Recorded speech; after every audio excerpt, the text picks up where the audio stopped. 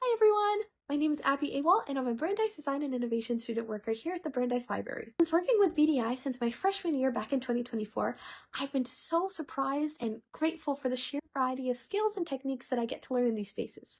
Prior to coming to university, I would have never imagined myself getting to dive into things like digital fabrication, 3D printing, vinyl cutting, or even material casting. Right now, through BDI, I'm bridging everything that I'm learning in these spaces into an amazing collaborative project with Tufts University that's set to wrap up together by the end of the summer. It's thanks to the incredible team at BDI and the director of Brandeis Design and Innovation, Professor Ian Roy, that I heard about and got to pursue an opportunity like this.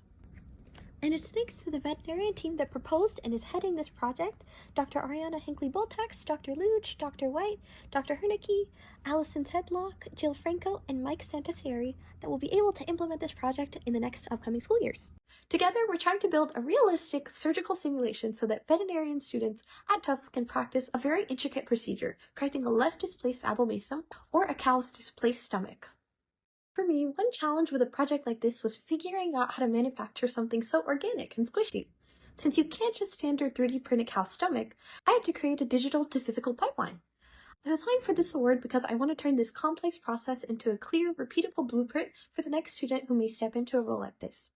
My documentation breaks my workflow into clear phases. First, I use Blender, a 3D modeling tool, to model the cow's gastrointestinal tract, refining the shape based on feedback from the amazing veterinarian team of doctors and professors at Tufts, as well as their anatomical resources. One of the trickiest hurdles was turning that organic sculpture into a physical mold. For a new user, I'd like to help lay out steps for using Blender's negative Boolean tools, being able to subtract from a complex organic mesh from a solid block.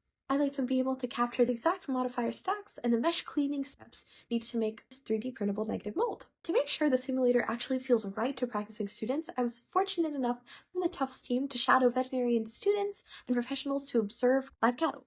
From there, my documentation bridges the digital world with the physical. By 3D printing these Boolean generated molds here at Brandeis and casting them into specific silicone durometers over at Tufts. Because this project is still very much underway through the end of the summer, keeping strict organized records of print orientations, seam lines, and silicone mixing ratios has been vital to keeping this project aligned. Honestly, if it weren't for the resources and the incredible supportive community here at BDI, I never would have dreamed of tackling a project of this scale as an undergraduate. A medical simulator shouldn't just exist as a one-off object. By hopefully preserving this open source documentation, I want to ensure that when the summer ends, the next generation of students can easily pick up where I left off and hopefully use this mold method that has been very popular much before now and to keep building simulators like this. So thanks so much for watching and have a great day.